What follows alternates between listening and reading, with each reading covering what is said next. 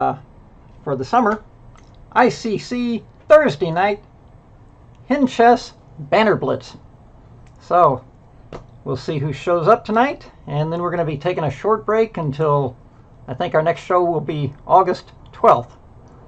I'll be doing a little traveling, taking care of some things, but I want to show mad appreciation to everyone who showed up and supported the shows. So tonight what we have on tap is we're going to have the third installment of looking at the bishop pair. And the first installment we had William Steinitz showing us some of the principles on the bishop pair. Then we saw how Emanuel Lasker and Dr. Tarash adopted some of his teachings. And tonight we're going to look at three more players, contemporaries of those guys. We'll be seeing Mikhail Chagoran, the father of Russian chess. We'll be seeing David Janowski, a world championship challenger twice for Emanuel Lasker. And we'll be seeing Savile Tartakower. So all three of them adopted the bishop pair to win nice games. So that's the program for tonight. We'll give people a few minutes to show up, and then otherwise we will just jump right into the presentation if we don't get any games beforehand. I know some of our European contingent like to go ahead and get their games in early because they've got a massive time difference. So let's see what we have here in the ICC news. Let's see, activities, web, ICC home. What do we have there? Let's see, we have Misa Pap, Strategic Planning in Chess. That was added on July 15th. We have Yermo, looking at more rook endings, and especially winning plans with pawns on the 7th. Very, very important. We have our last Banner Blitz from July 8th, last week. And we have more strategic planning in chess, looking at the isolated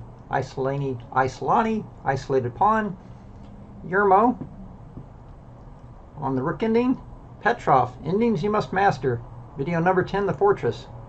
And then we have various recent articles and old-time classic match coverage. Speaking of old-time classic match coverage, Gary Kasparov made a attempted comeback in a blitz tournament, and I think he finished like dead last, scored something like 2 points out of however many. And it was, yeah, it's sad when we see our heroes get older, but it happens. Time marches on.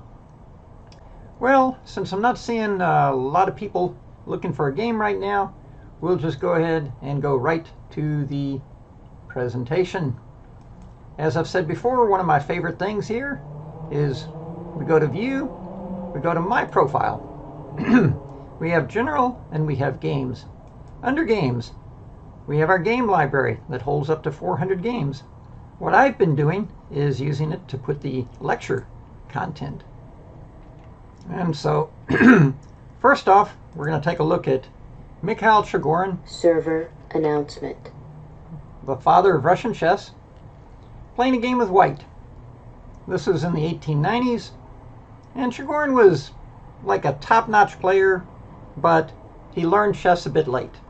I think at age 15, which is ancient, of course, by today's standards. Our newest American Grandmaster record holder is something like 12 years and 5 months or something ridiculous. So, but nonetheless, Chagoran was the first great Russian player to play in international events. And let's take a look at how he adapted Steinitz's teachings in this next game. His opponent starts out with the French defense. Steinitz plays his own variation, Queen e2. The idea is that he figures black wants to play d5, and he'll play pawn takes pawn. Black will not be able to recapture. A good friend of mine in New York, Senior Master Asa Hoffman, I used to like to play this Queen e2 and get these guys out of their book. Not a bad idea. In this particular game, I don't really like the way Chagoran plays it, because he basically just loses a tempo. I mean, what is knight c3? Isn't like knight f3 like the most natural move in the world to keep the knight from coming into d4? Anyway, his opponent now goes e5, and you basically have a double king pawn game where white is playing black and has played the move queen e2. Well, let's see how this plans out. He plays d3, still inviting the knight in. The knight comes in. The queen goes back. Bishop pins the knight.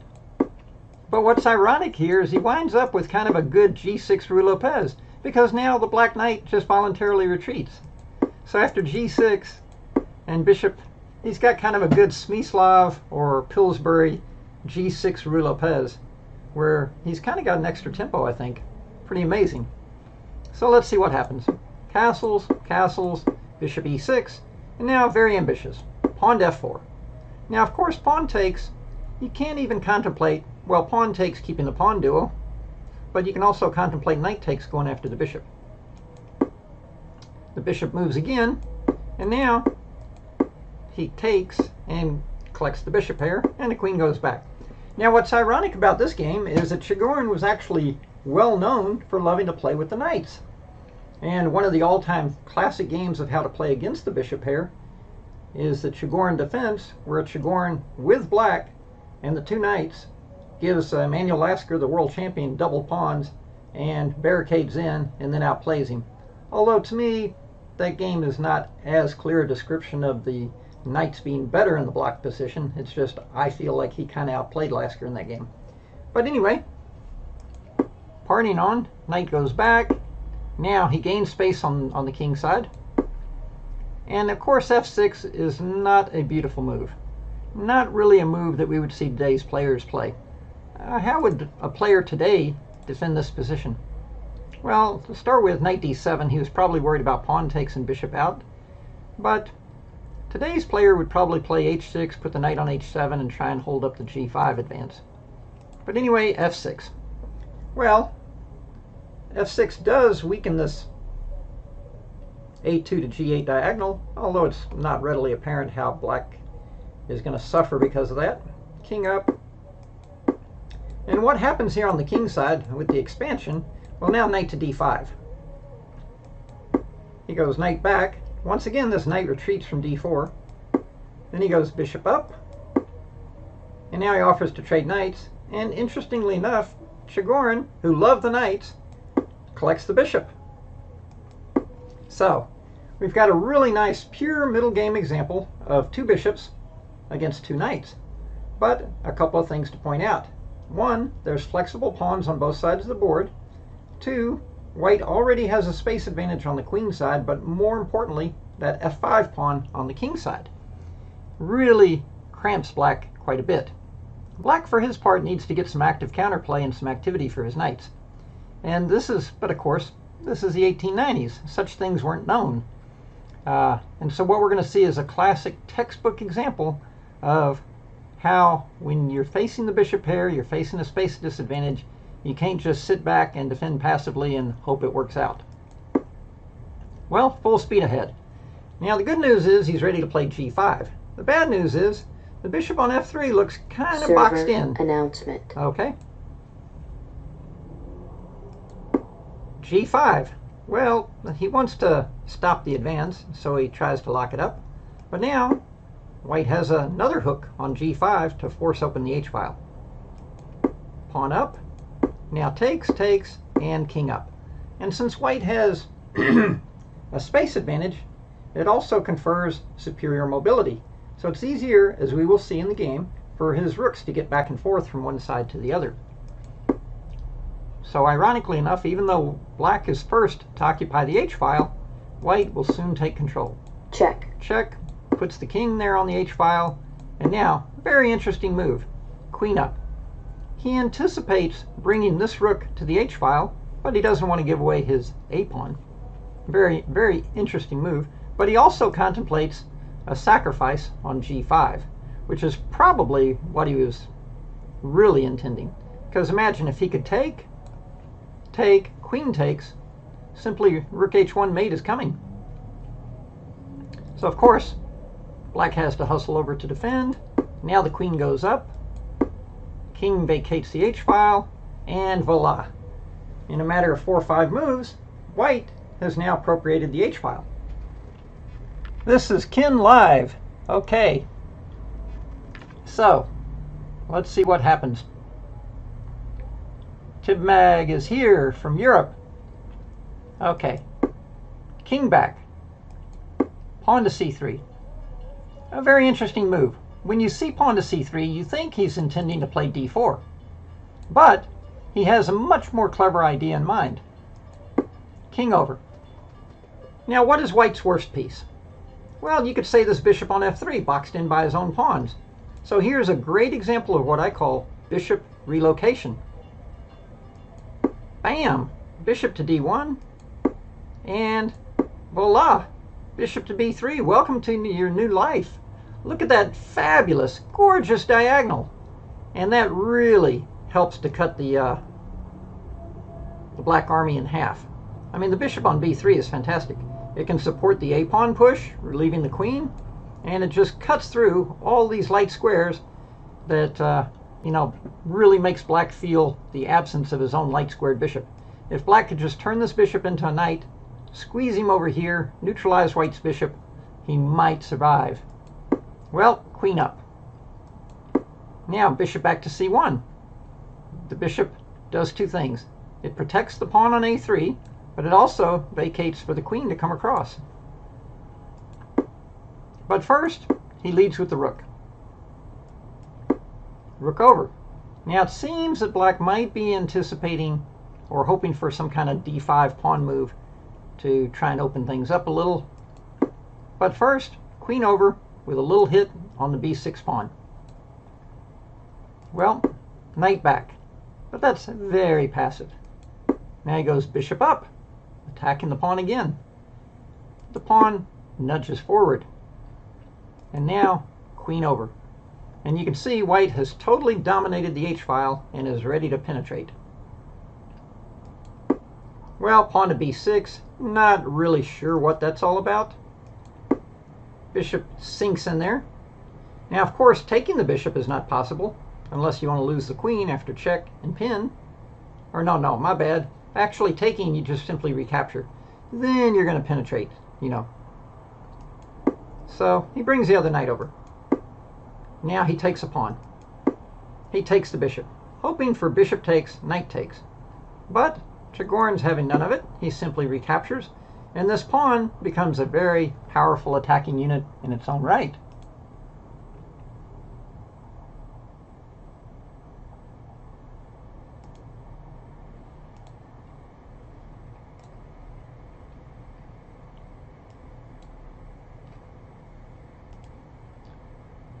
Okay, so let's see what to do. He doesn't move his rook. He tries to barricade in with the knight. But Chagoran, not even in a rush, great attacking players they were in those days, simply puts the hit on the queen. Okay, so the queen moves. Now the white queen steps forward, pins the knight. So, dire situation indeed. The rook is under attack, the knight is pinned. He goes rook over. Now, he could just play bishop in and grab a second pawn, but in those days, they knew how to go for the kill. Plays a beautiful move, rook to h8, pinning the queen. Now, of course, the knight can't take because it's pinned, absolute pin. And black actually resigned at this point because when he takes it, you take the knight with check. And the king, thanks to this bishop, is in a mating net. He's in check. And wherever he goes, you have checkmate. Checkmate. So, a very nice classic textbook example of using the bishop pair, space advantage, superior mobility, and playing for the attack. Very, very well done by Mikhail Chagoran, the original father of Russian chess. Now we go back to view, my profile, back to games, and then the next example we have is a very colorful player, David Janowski. Now Janowski had a very flamboyant attacking style, and as such, he attracted a lot of followers and fans who loved his beautiful games, and he wound up playing 2 matches with Emanuel Lasker. And the first match was actually reasonably close. And so the thing in those days was, if you had aspirations to be world champion, you go out, you win some tournaments, you get some more backers, which is what Janowski did. So a few years later, he and Lasker play a rematch, and Lasker just absolutely crushed him, something like 10-2. And so later, one of Lasker's friends asked him, why didn't you just do that the first time? Trade the queens, play in games, crush him. And Lasker's like, because if I do that the first match, then there's no second match. So Lasker is very, very shrewd psychologist. Anyway, let's see. Here he's playing master named Cairo. You see Cairo's name in books from time to time.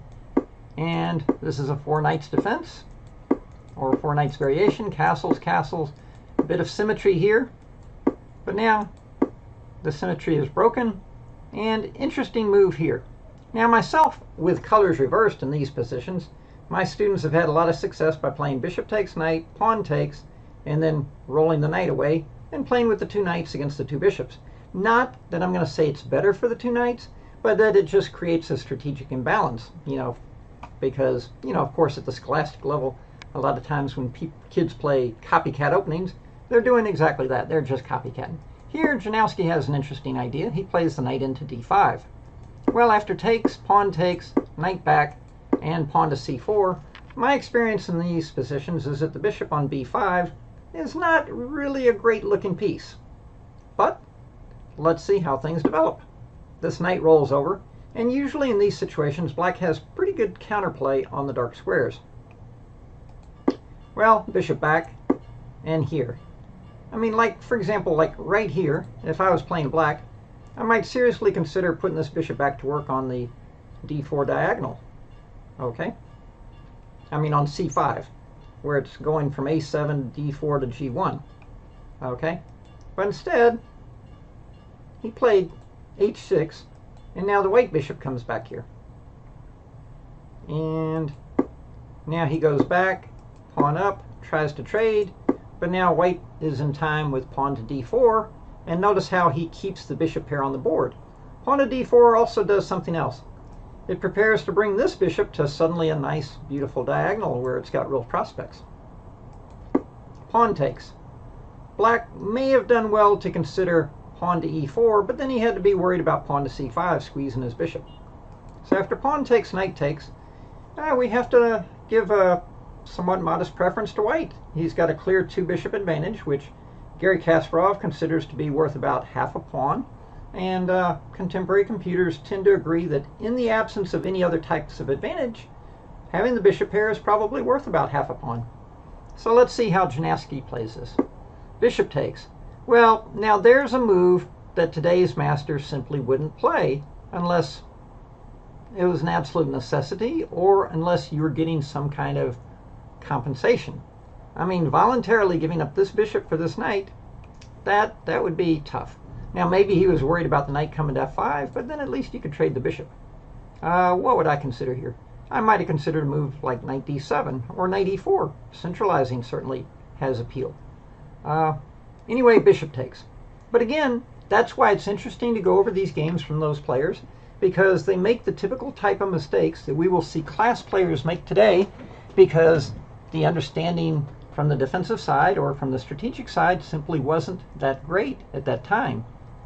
And so now queen takes. Very nice, centralizing the queen. My first thought would have been to play bishop takes.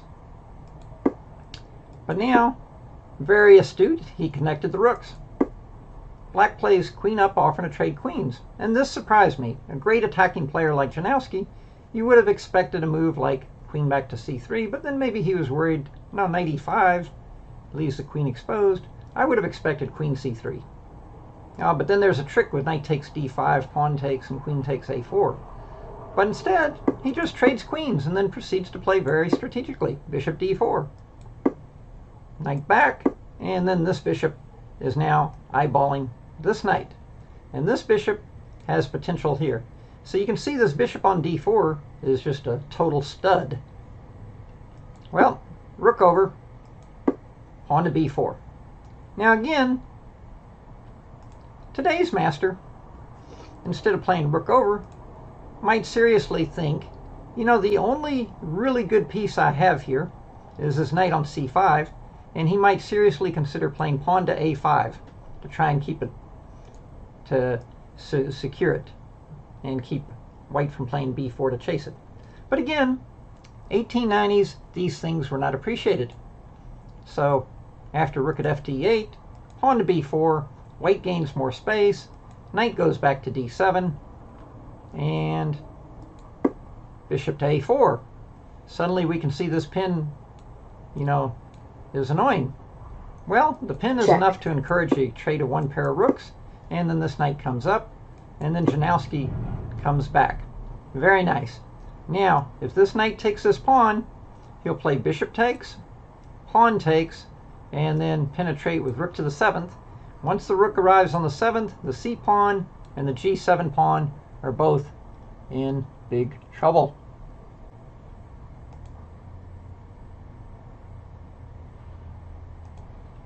So, after bishop to c2, pawn to a5, trying to get counterplay.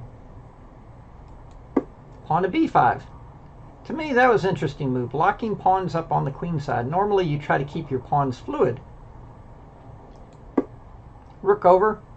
Now you got to watch out for the little cheapo with knight f3 check and rook on rook discovered attack. But very interesting move, king to f1. Maybe we'll do a series one day. I saw a very nice book by Edmar Mednes, you know, talking about king power.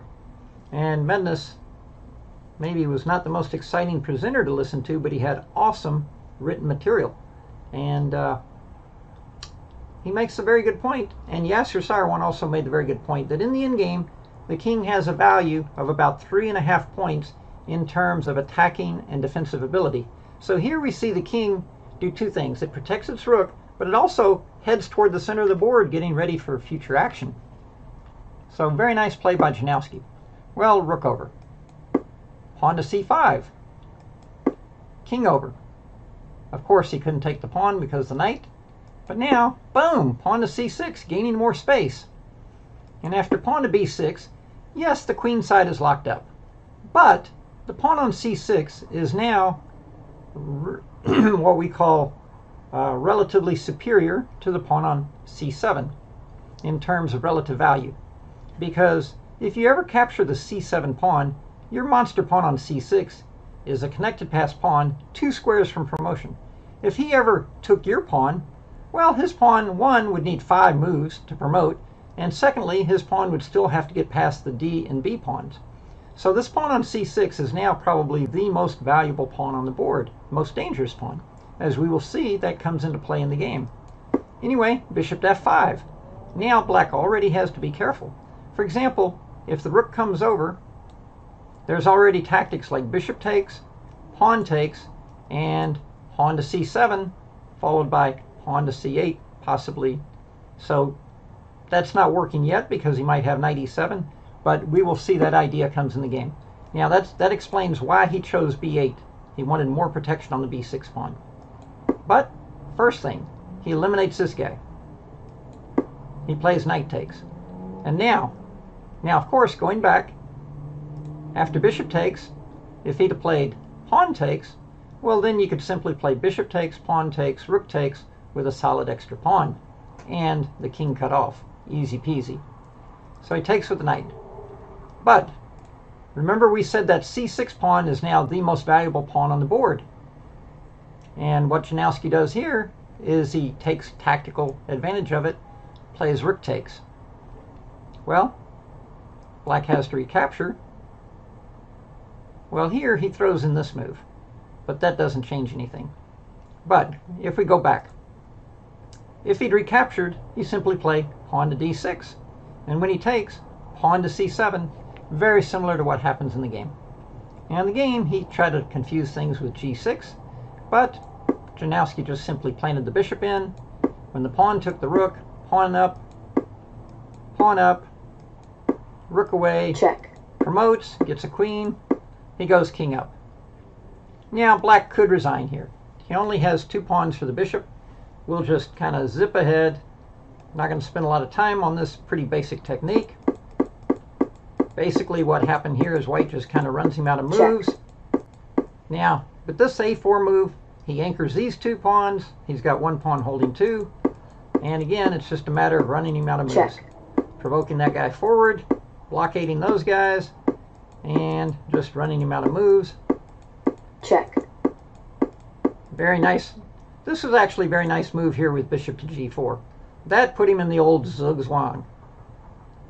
If the b pawn moves, he can take it. If the e pawn moves, he takes the d pawn. So bishop g4 was a nice touch. Okay? And then basically after that, he just backs him up,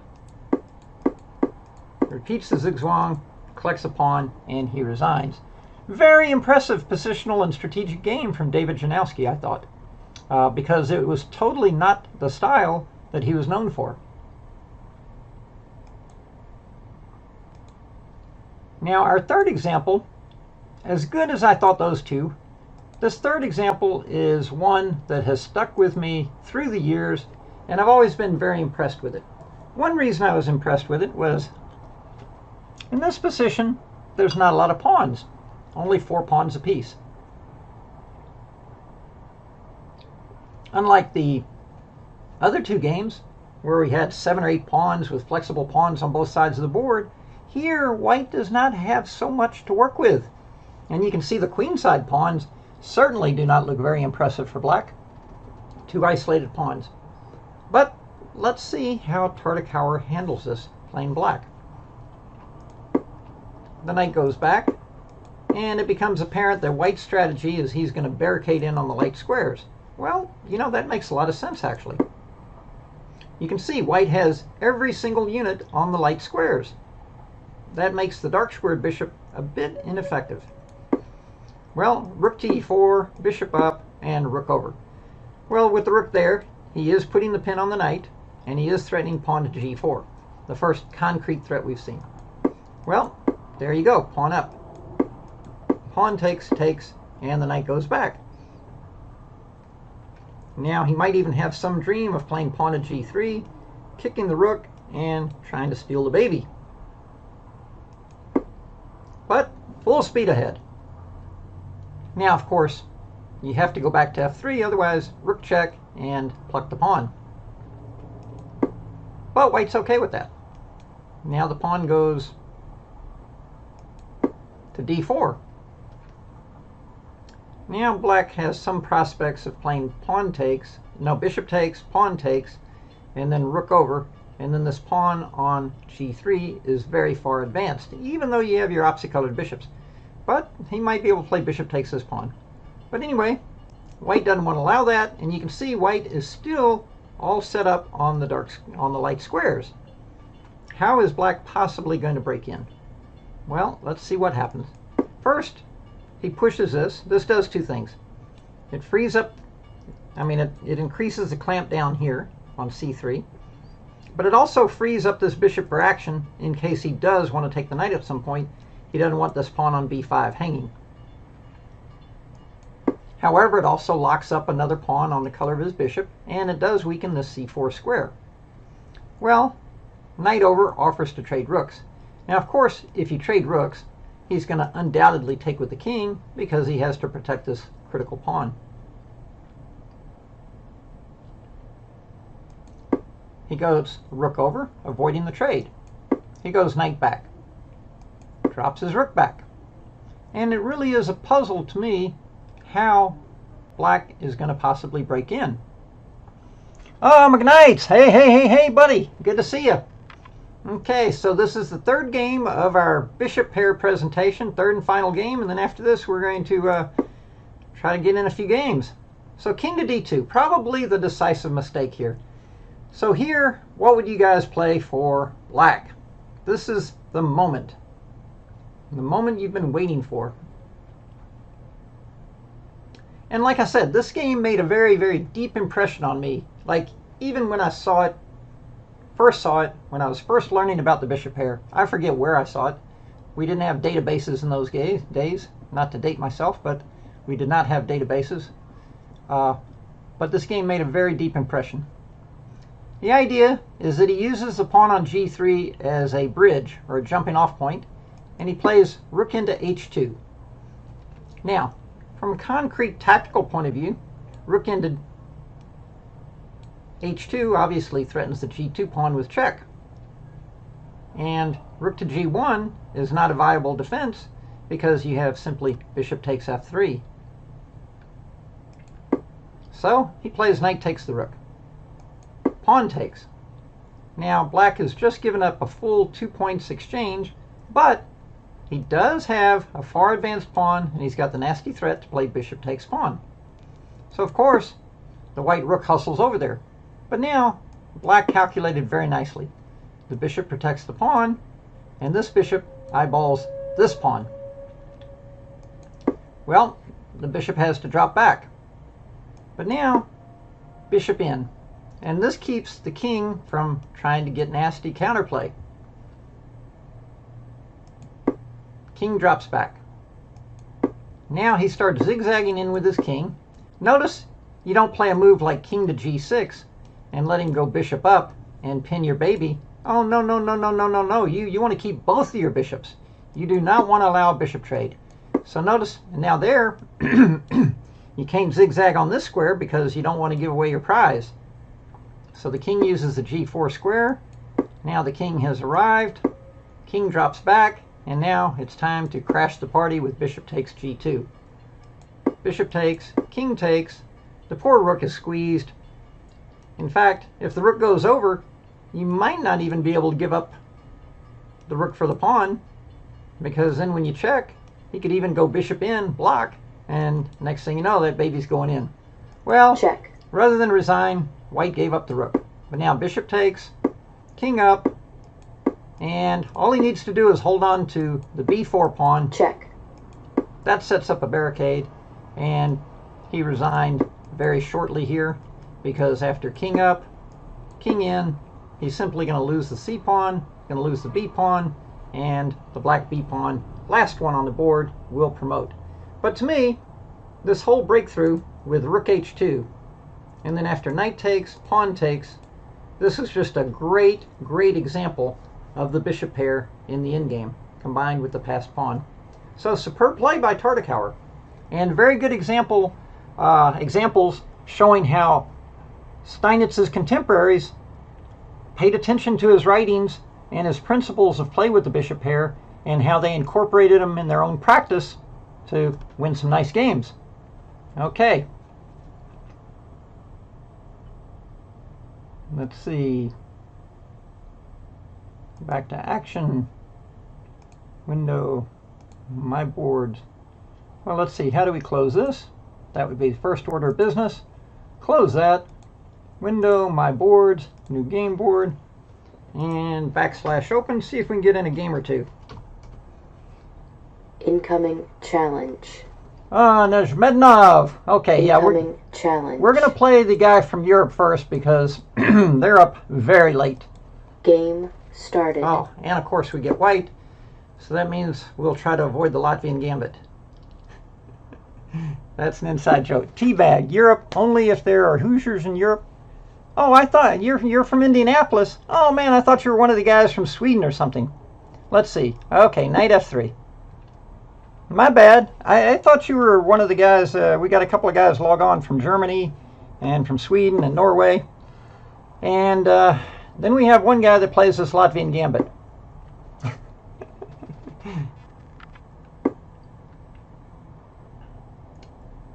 Okay. My knight is attacked. Got to defend it. I get that. Attacked again. Got to defend it. This much I know. Got to develop my other knight. Okay, he's defending this pawn. Let's do this. Now I don't know. Can I take this?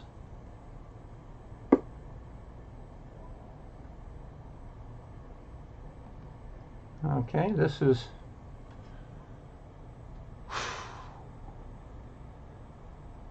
looking dangerous as usual.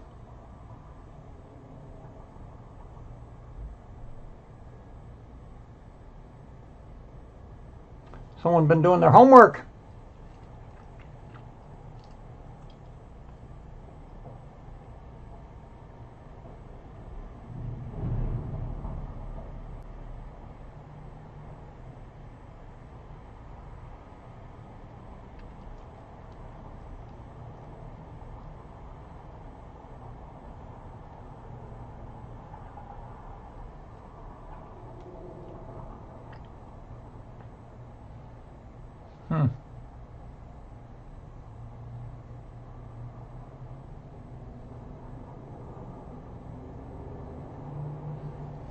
Was this a correspondence game, Ron, or is this a blitz game?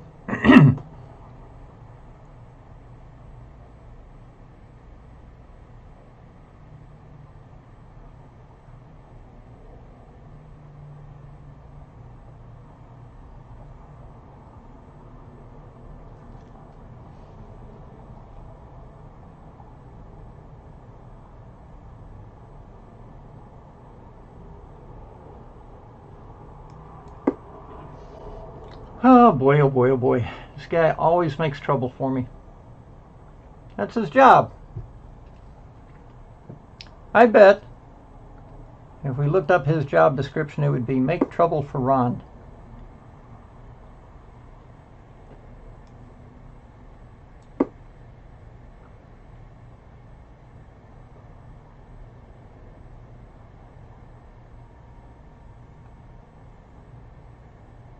Not happy with this at all, I must say. But then I normally am never happy with my openings with this guy. He's just too good in the opening.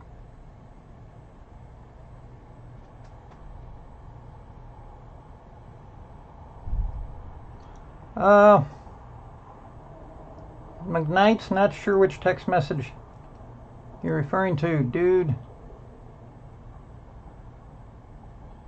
But at the moment, clearly got my hands full.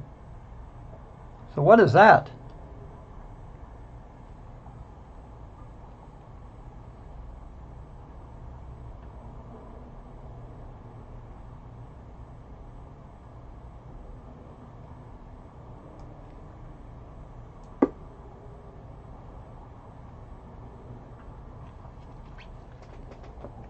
One thing with this guy, we can always count on excitement.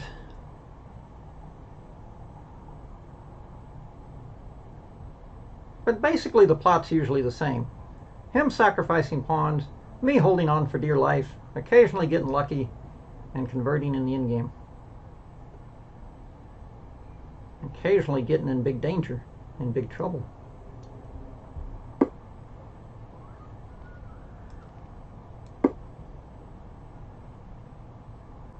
Now I feel like the danger may have passed. Why am I taking that pawn and not castling? I'm just a glutton for trying to get in trouble? Jeez whiz. Jeez whiz.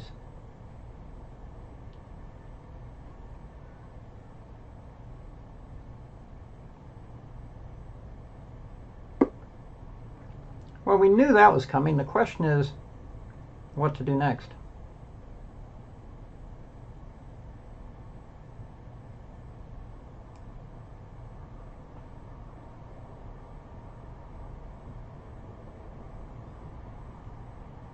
Queen of c3 or queen of b3? Queen of b3 for sure, he's going to play there.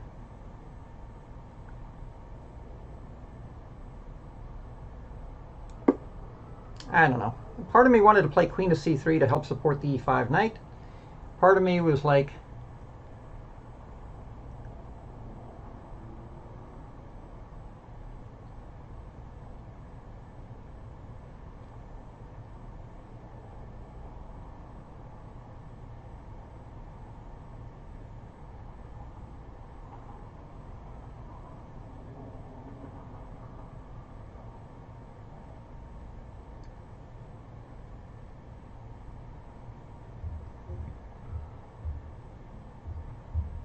okay, I'm short on time, but at least he's catching up.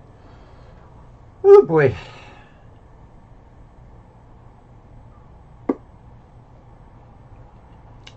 Well, if that's what you got, I'm not interested in the b7 pawn. I'm interested in getting out of here. I was really expecting things like bishop h4 check, g3, bishop e4. Then do I take on h4, sack the exchange on h1, or do I play rook g1? Okay, so now it feels like we're keeping a lot of our ill-gotten gain. Let's play out here, try to trade some stuff.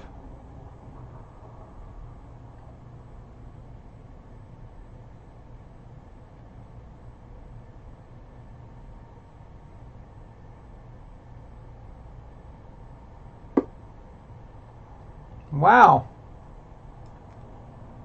I'm not sure I'm a buyer on that.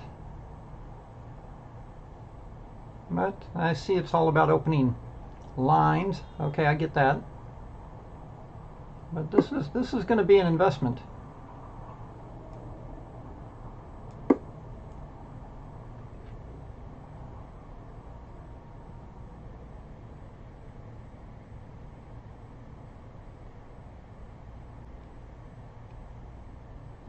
This is going to be a bit of a material investment on his part.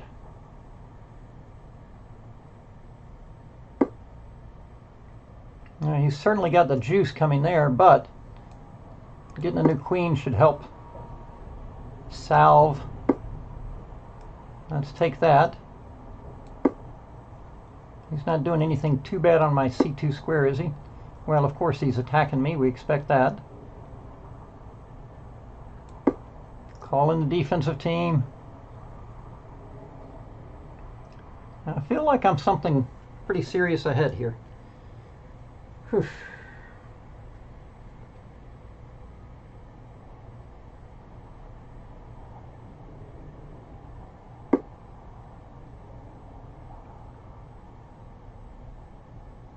Okay, no rush to trade that.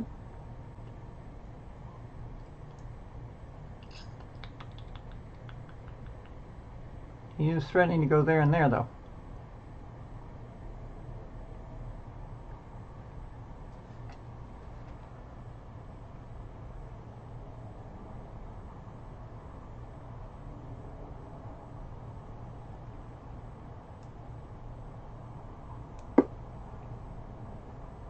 Just overprotect that bishop. Keep everything tight. No nonsense. Oh my goodness. Another one? Seriously? No big deal. Push the pawn. That'll give him something to think about.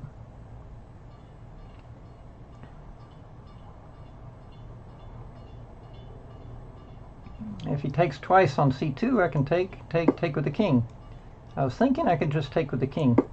Okay, he may get a check, but it'll be a short-lived thrill.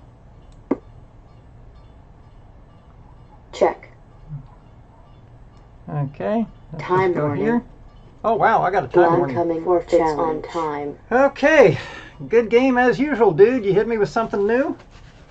Well, what was new there? Knight f6 and bishop e7, just going for development. Okay, Indianapolis. Okay. Let's see. Okay, Foxy openings. Game and I get started. black. I get all the wrong colors against these guys. What do you play against these guys? Okay. There he gets c5 in. Okay, now we're safe to fianchetto the bishop, I think. I really was expecting a Joe Bava London.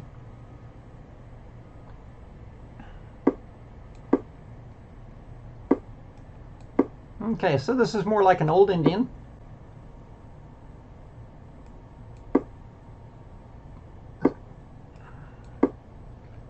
Oh, I see. He's playing like a Pribble in reverse. I got it. Okay, I got it.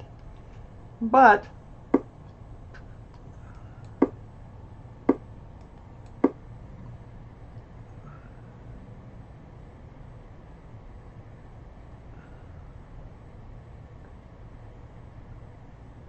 now it's interesting with the knight on g3, because if I ever try to play the f5, then you always got to watch out for takes, pawn takes, and the knight h5 is annoying.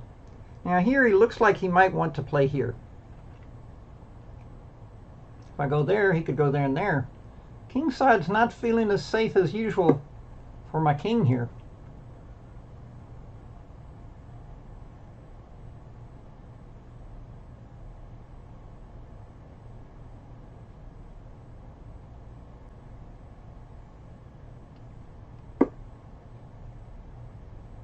Okay, time to break in the center.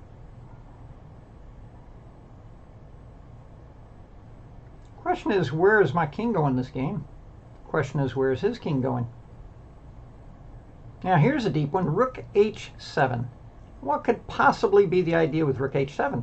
Well, the idea would be to play f5, then Well, the idea would also be to make sure that the rook hangs to the queen on c2 one day, but just thinking in principle. The idea would be to play f5, and then on pawn takes, and knight h5, I could put the bishop back on h8 and not get forked on f6. All very deep.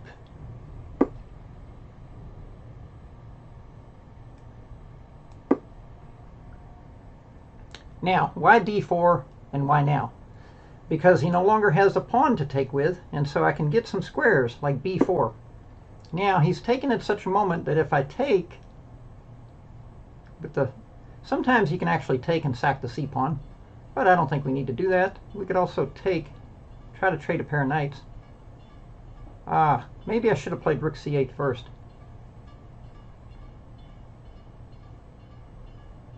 This is interesting.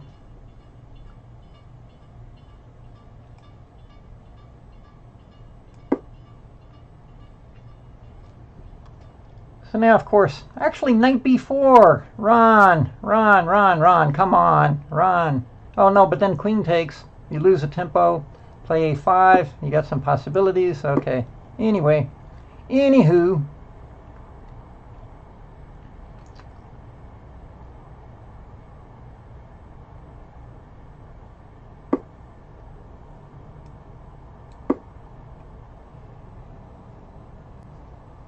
Now it's an interesting little battle on the queen side.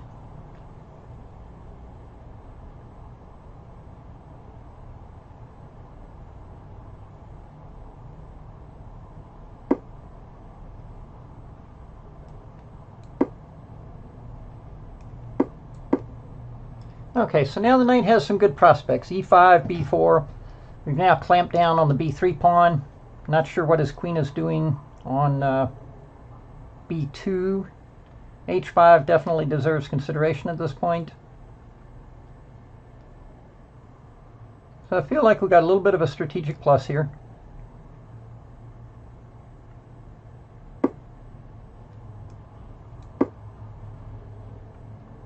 Now I freeze his h-pawn. That kills the knight a bit more, unless he's going to sacrifice it, which there is always that.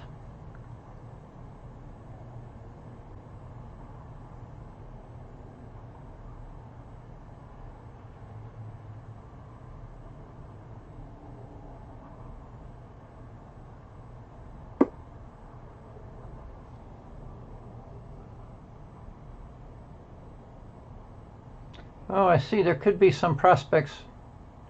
You know what? Maybe it's time for me to quit doodling around. Maybe I'd better barricade the square. Let's do it this way. I began to realize that barricading the e5 pawn, I don't want him to play pawn to e5 and then knight to e4 into like all these dark squares, even if he sacrifices a pawn. In fact, that theme came up in another game we played recently. Was at one moment he could have sacrificed and gotten some pretty good play. Yeah, now part of me wants to castle.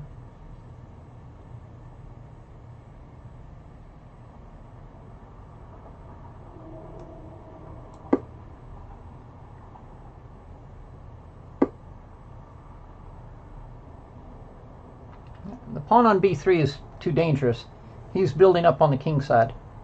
But wait. First we got this sweet little move.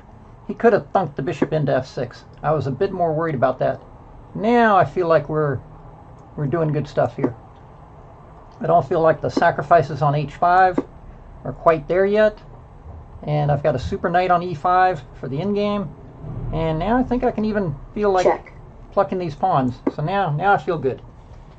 Although, I guess there's always tactics. He could try some bishop takes their check. Oh, that's a clever idea. Because if I go rook c8, he can trade and then sack, try to get 3 pawns. It's probably not sufficient, but there's some complications. How are we doing on time? We got good time. Let's just do a little lateral D. Lateral D has been called.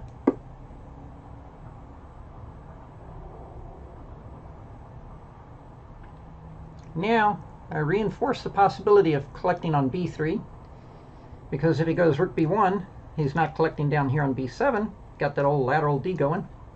On bishop takes h5, an interesting idea, because if I go pawn takes, knight takes, king up, then he's got knight check, winning the piece back.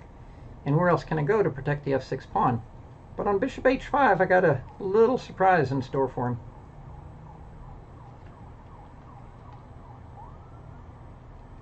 Also on bishop h5, I could just, you know, not play ball and play knight takes d3. Okay, so now, well, let's take the c file.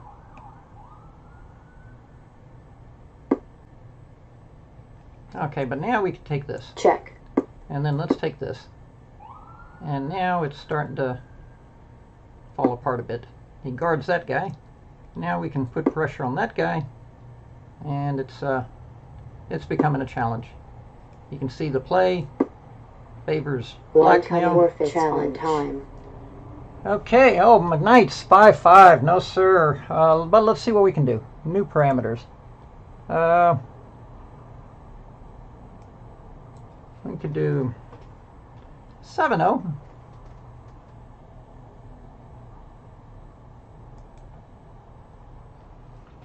And how are we doing on time? Game started. So we got 7-0 against Mr. McKnight's. I have no idea what to play against Mr. McKnight's. We've had a couple of games like this. Is he a Chagoran player? I don't know. I'm not really a Chagoran player.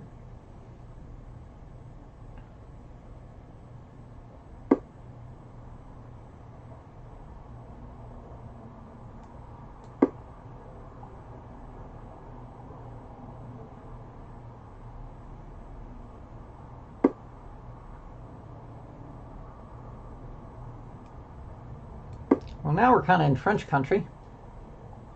Check. Bam!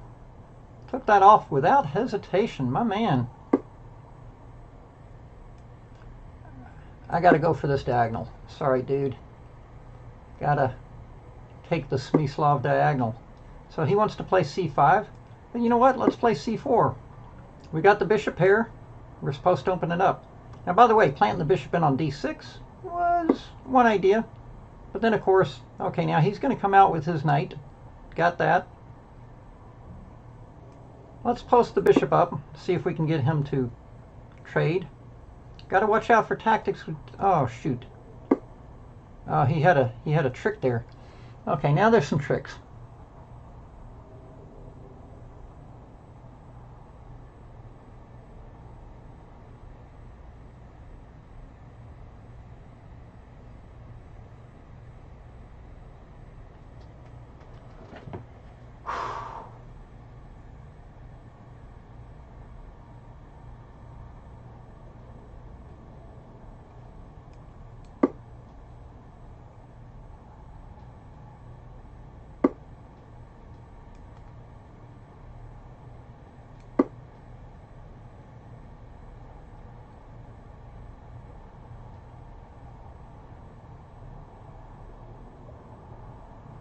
The old intermezzo, for what it's worth. Now, it's not all that overwhelmingly clear because he's obviously going to get play on the light squares. I'll have play on the dark squares. May the better mouse win.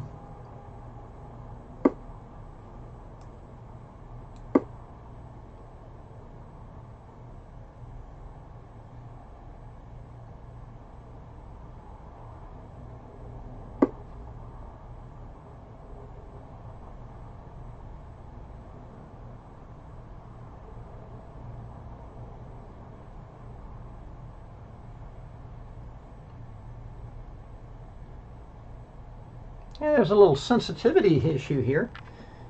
God knows we get enough of that training in school these days. But let's see.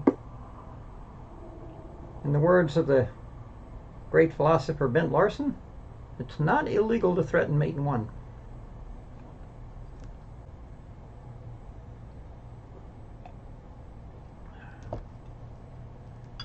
Yeah, the main point here is the e6 pawn is just a little bit tender.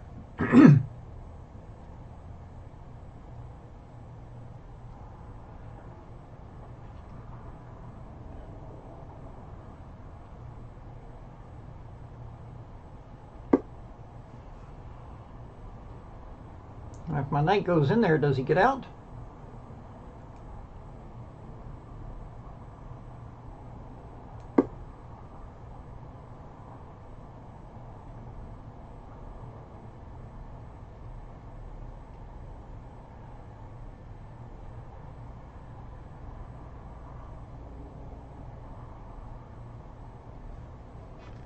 There's some tricky complications here, I'm now realizing, that I had not fully appreciated. I just took that pawn immediately without giving it a great deal of thought.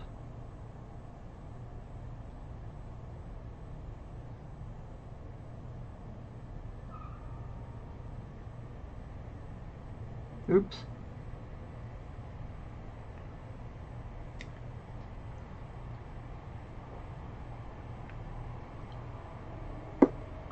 Yes, well played. That is a good move, I think. If I go knight takes queen, he goes knight takes queen check. I go pawn takes, I go bishop takes knight, he goes rook over d8 pins, recovers everything, reaches a double rook endgame. But tit for tat, or whatever it is they say. We then got to look at queen moves. My first thought had been queen b3, try to set up some nasty discoveries. Oh, desperado! Queen takes rook, knight takes queen. That should net some juice. But if you found the move queen to g3, do you get extra bonus stars for queen to g3?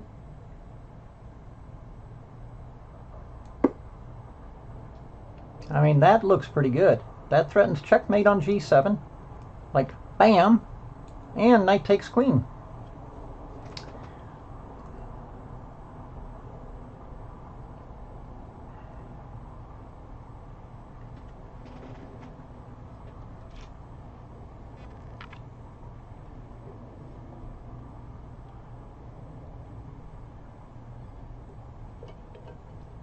Another unpaid commercial for Nutriment. Used to love these drinks when I was a kid. Supposed to have all kind of daily vitamins and good stuff like that. Probably has all kind of other stuff that you don't really need too. So who knows. Anyway, this queen g3 looks pretty good. Or at least it did when I played it.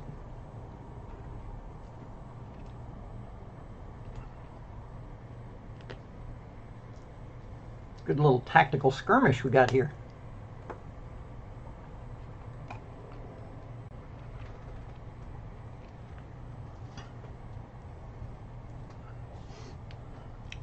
My description would be to destroy Ron. Haven't been able to do that yet, though. Laugh out loud. Well, you get another chance or two tonight. Okay. Let's see. And Tim Mag says this is Ken live. Double exclamation point. Now, by the way, McKnights has a podcast himself where he goes on all kind of like late weird hours, you know, when he's got time and energy after a day of work, and just plays on all platforms, plays a lot on ICC, but also on some of the other platforms. And server announcement. Sometimes they study puzzles. I've checked in a few times with them. Challenge. Okay, Nezhmenov is back for a second helping, but I'll tell you guys what I'm going to do. I'm going to go take a short break, and then I'll be right back, and we will continue on.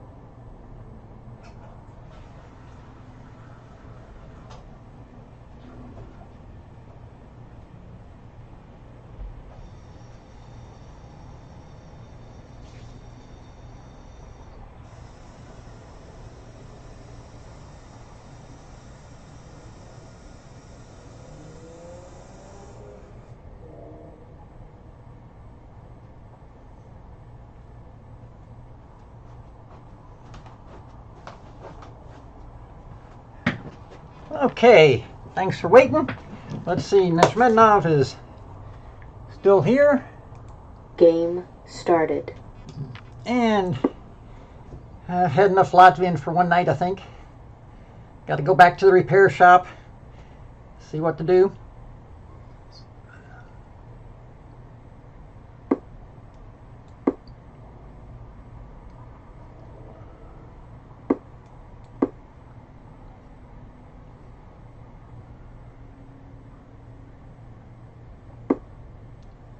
Okay, not a bad way to play at all. So, what to do here? Kind of a c3 Sicilian in reverse, if you will.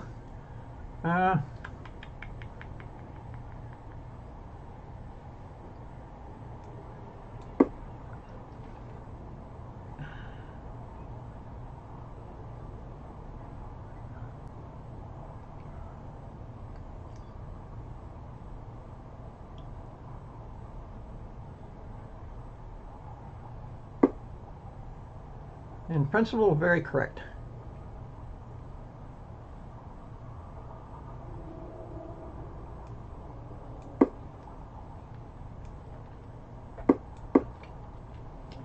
So basically we have a c3 Sicilian in reverse. In the 1950s, they called it the, what was it, the Chagoran Defense or something? I know Chagoran was playing c6 early against the English.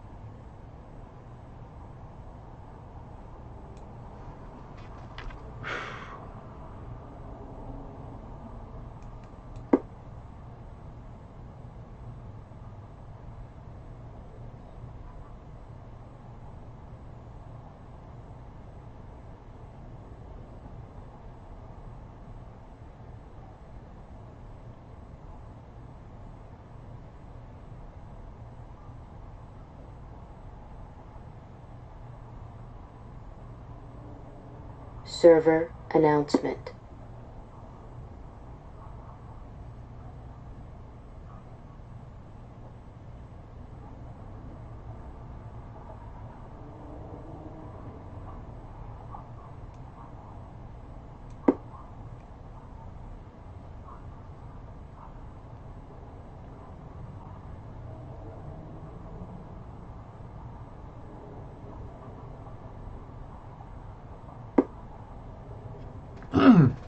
E3, I don't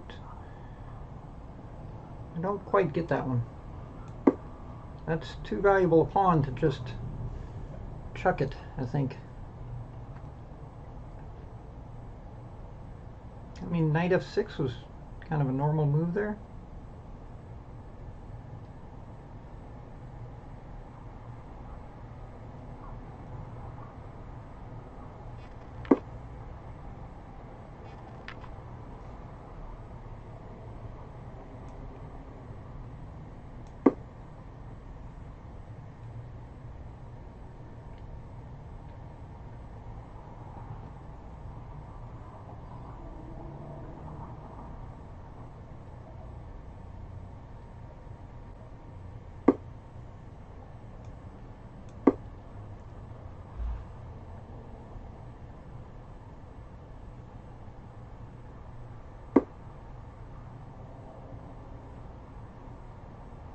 It was full speed ahead.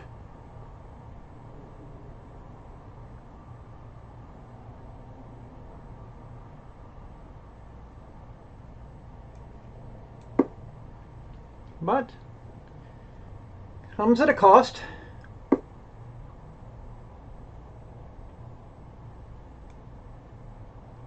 Check.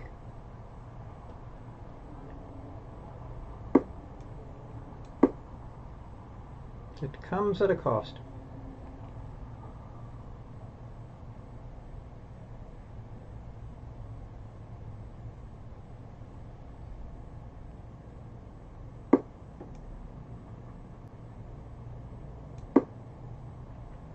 trade off those dark squared bishops. So if this h-pawn ever gets up here. Yeah, of course he can't take on d5, I think.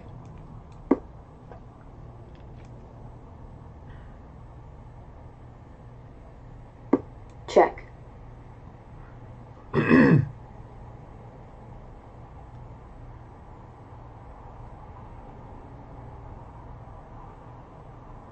Yeah, I think the white kingside attack should prove to be a bit slow here.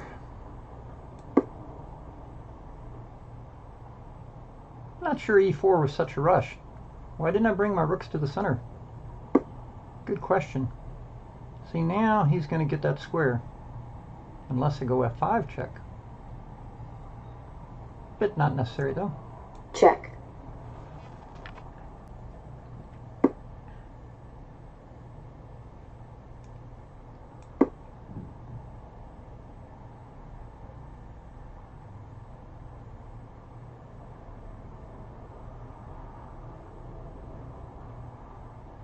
Now we got some possibilities like d6 if the knight moves, take on f5 check. Ah, clever guy.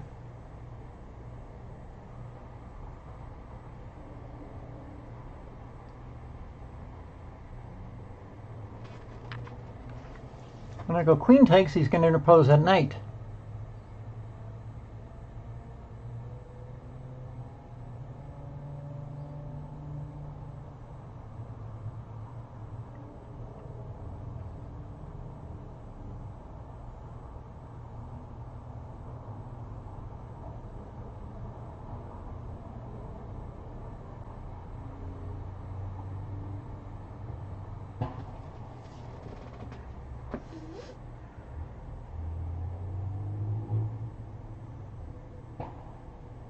Okay, check. Play the game. Don't worry. Be happy.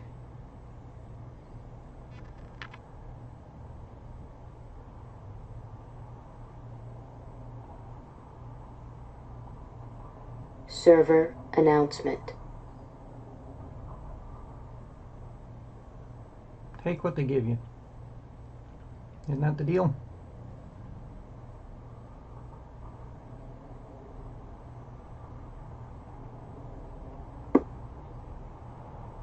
Okay.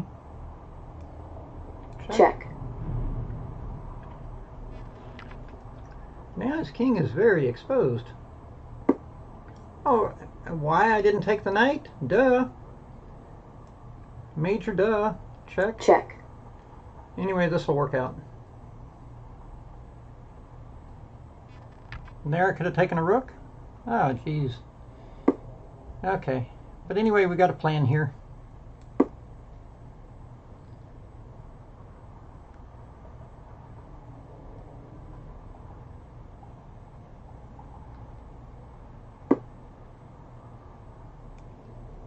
Check.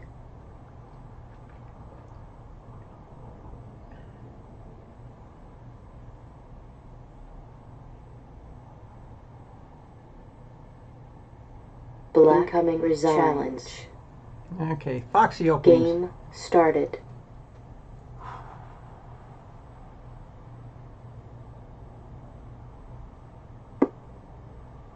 The dreaded d4. Okay.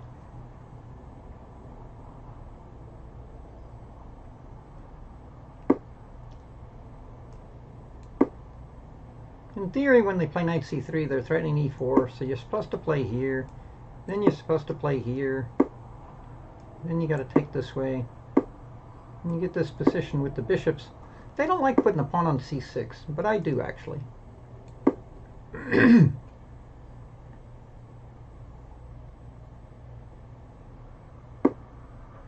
Yeah, that's an improvement. Last week he played queen check and queen back, and he lost what I thought was a pretty important tempo.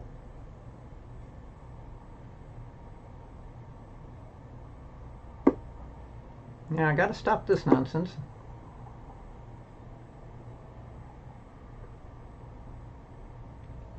Last week I missed a shot. I missed an amazing move. Was it knight to e5? No, pawn to g5 at one moment. Now there he was threatening my pawn on g6, okay.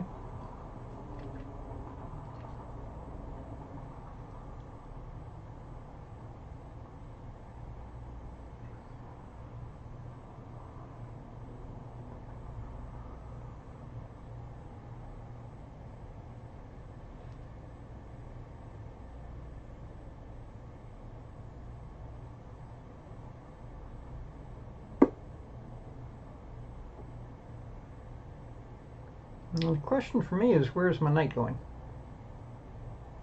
From c7, I don't see any future. Let's keep playing routine moves.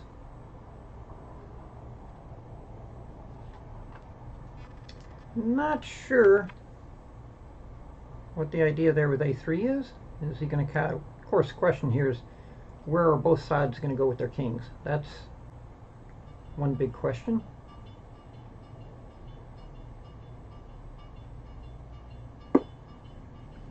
Yeah, good anchoring in type move.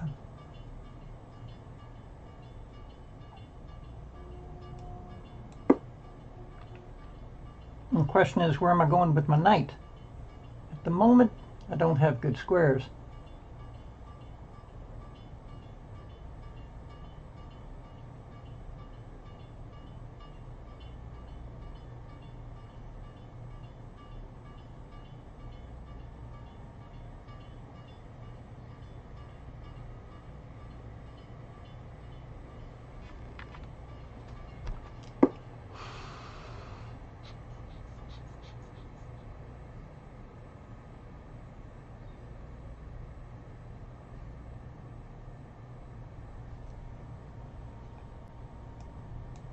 Okay, there's my commitment. I moved my king.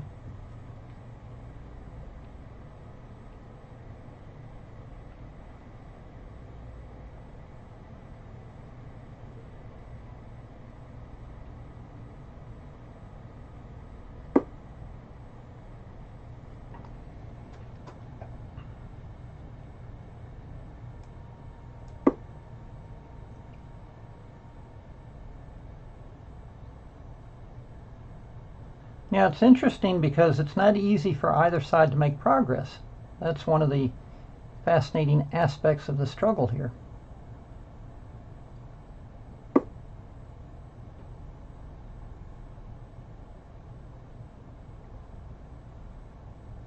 Well, I'm going to steal and hope I live to tell the tale.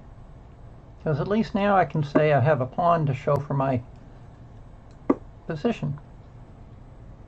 Which, okay. Now if I trade, if I don't trade, he's going to get into c4. If I trade, he's going to get play on the a file.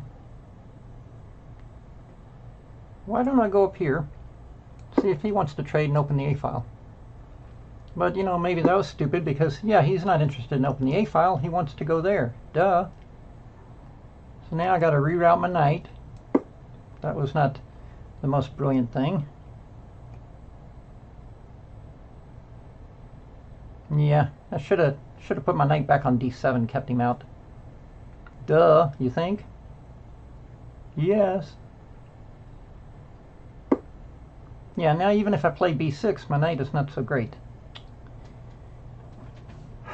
Fiddle faddle, rats!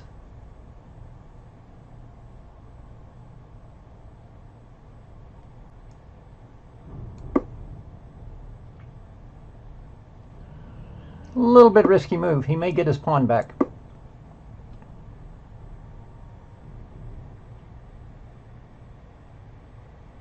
Keep thinking he's going to play knight a6, but with the pawn on a5, I don't think knight a6 will be forthcoming. There you go. That's a good boy chick. That's a good boy chick. Okay, let me get off this a file so I don't have an accident.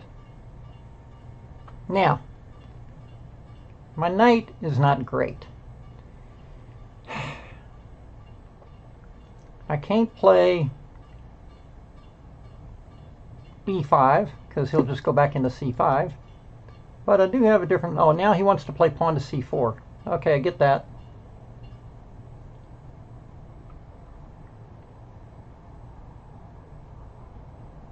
Do we want to trade queens? Could shove the queen in his face. How's time going? I could play c5. No, pawn hangs.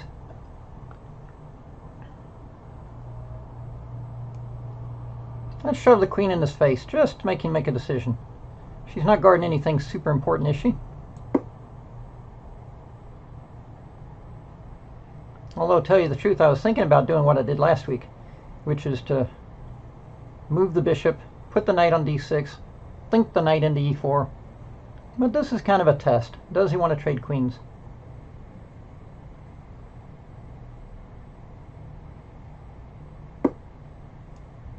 Okay, now in theory I've straightened out my pawns.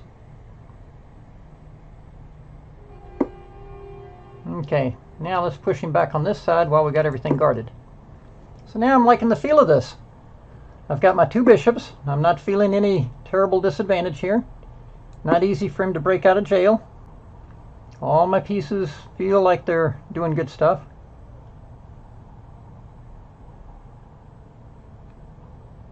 Yeah, that bishop move was not the best. Maybe I should have made, yeah, because see, now he's got possibilities to play c3 and trap my bishop, like if my knight goes to d6. Okay, regroup. Regroup's been called.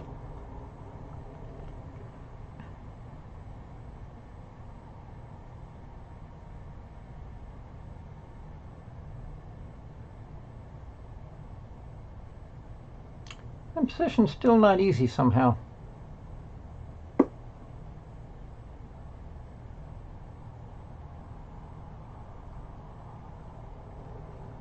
We're good on time. That's the one good news. One good bit of good news.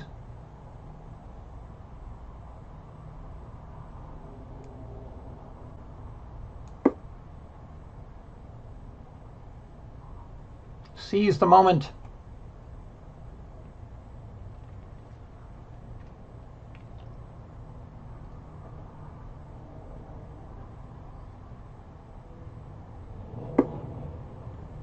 Aha, now if I go c4, that's a little too much Caesar the moment, huh? Oh, if I go there, then his knight gets back out, darn it.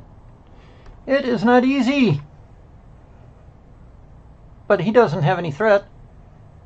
Let's get this guy in the game. Ah, now I get what I want. I get this guy with tempo.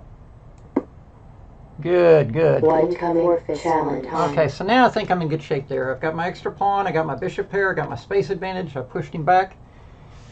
Whew, not easy.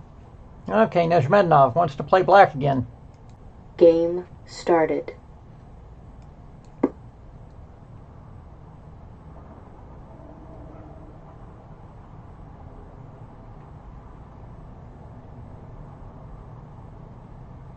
Time for the strategy. If you can't beat them, avoid them. At least until you go home, lick your wounds, come back with substantial improvement in 4 weeks. Yes, this is the Kasparov School of Chess. Karpov once confided to me that Kasparov was great at attacking when he had it home prepared, and then he whips it out over the board. But he said if he ran into something that he hadn't prepared, then he, go home, work it out, come back, And I have to confess, that's a little bit the case here. Although I am going to take that pawn. And let's get developed. Guilty, guilty, guilty, guilty as charged, sir.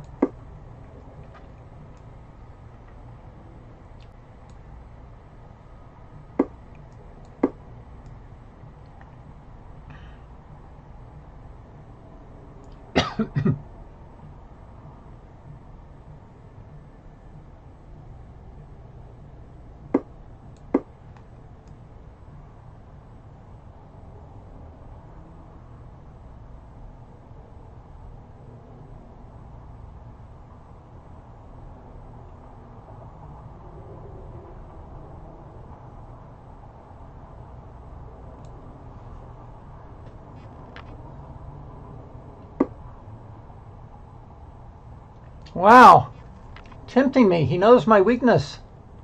How can I resist a pawn?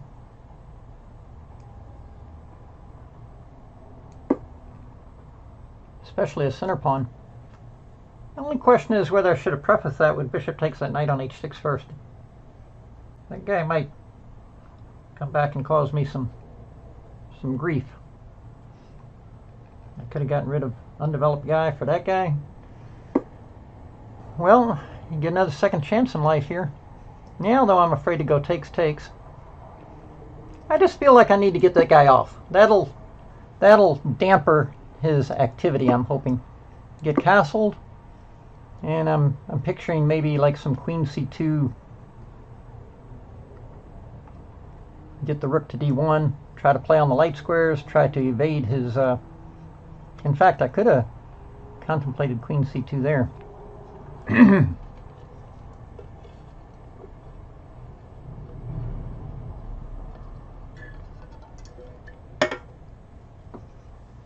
Yeah, just for the record, in the Latvian Gambit game we played earlier, at one moment instead of d5, I was a bit concerned about knight to g4. Well, of course, you know, black's got a lot of development. He's going to get activity no matter what. Okay, here. Oh, boy.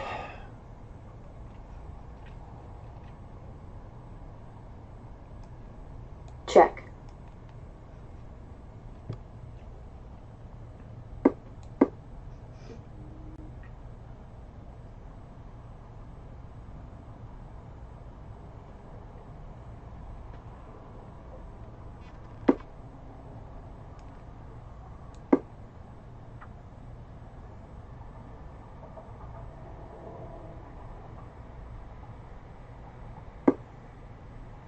Wow. That's what we call all in.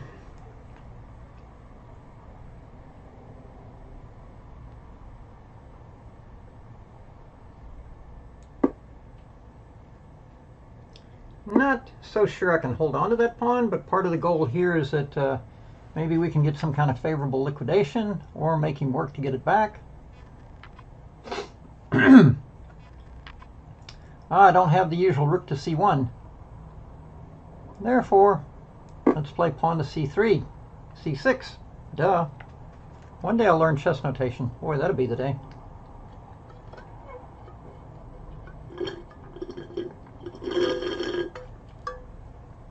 Now the goal here, got to put the quietus on that. Now the goal here is to plant the knight on d4. And that does two things. Well, actually three. It says hello to his rook. It unleashes my bishop to give added protection to the pawn on c6. And the only way he can get rid of it, pretty much, is to use his bishop that's out of commission on h6 to take the knight. But then we'll just transpose into kind of a rook takes where I'll have, you know, like extra pawns. Presumably. I'll still have extra pawns. So now this is kind of a technical phase. All I got to do, well, I could play knight b3, but then he trades rooks. But why don't I just start threatening to inch forward and see what he's going to do about, you know, the queenside pawns rolling. I think he's hard-pressed to stop them from just motoring up the board. Okay, where is he going with that? Tactics, tactics, tactics. He wants to do a nasty... Always watch the tactics with this guy. Well, not just with this guy, but with any guy. But this guy especially. He wants to go bishop takes, pawn takes, queen check, and get that. But start with that's not even correct. Unless I make it work.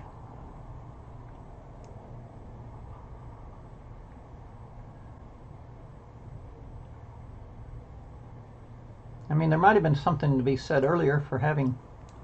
Now, I could play knight back and try to force a trade.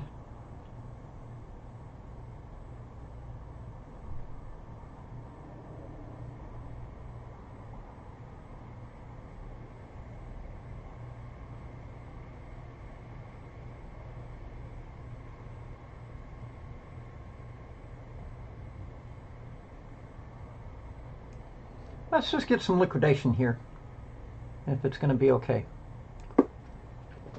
My goal here is to trade some pieces. Trade a pair of rooks, for example. That would be good.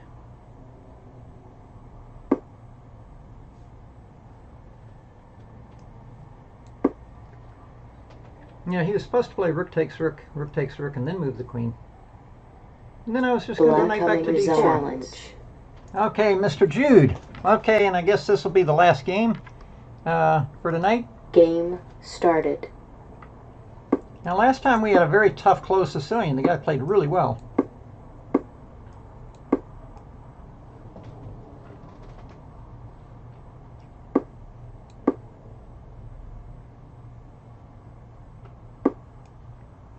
When they play c3, they're usually getting teed up to play d4. He plays a little more quiet there. So one way to play is d6, d4, bishop d7. Let's just go ahead and castle. Now, some of the players like to throw in a6 here first. So yeah, he's definitely playing in a little more restrained manner. So now we could go ahead and think about playing d5, fight for the center.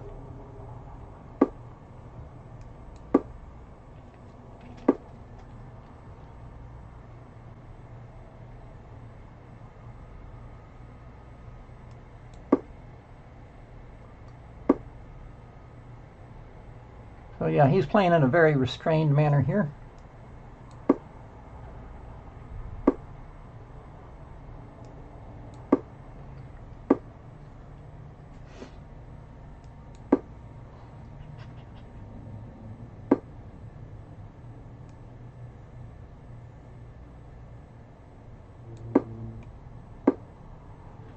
Wow, I like the way this guy plays. Knows his stuff.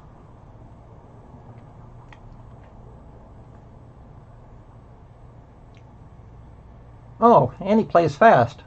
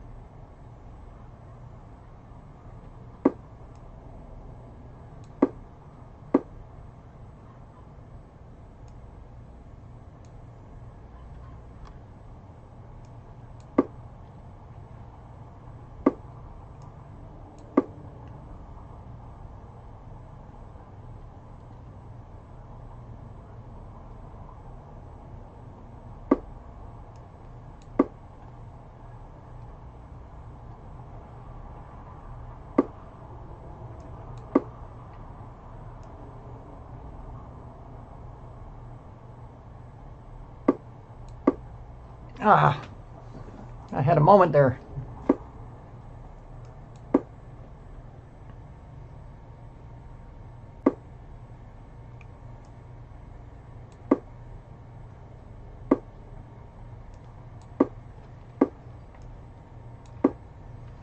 I had someone else do this to me once, where they just played real fast.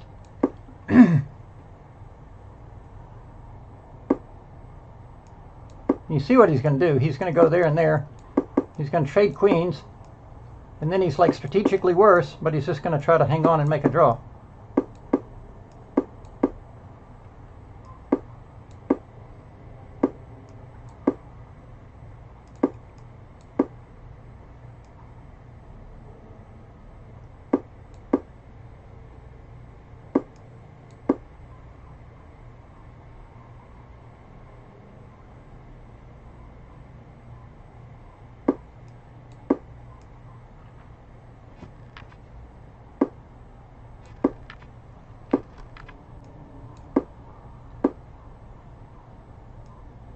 Check.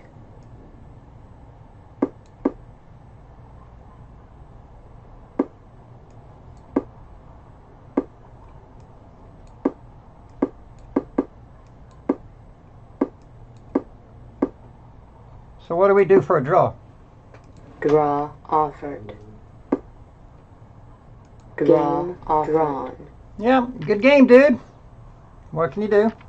Oh, and it was rated. Oh, man. Anyway, good game.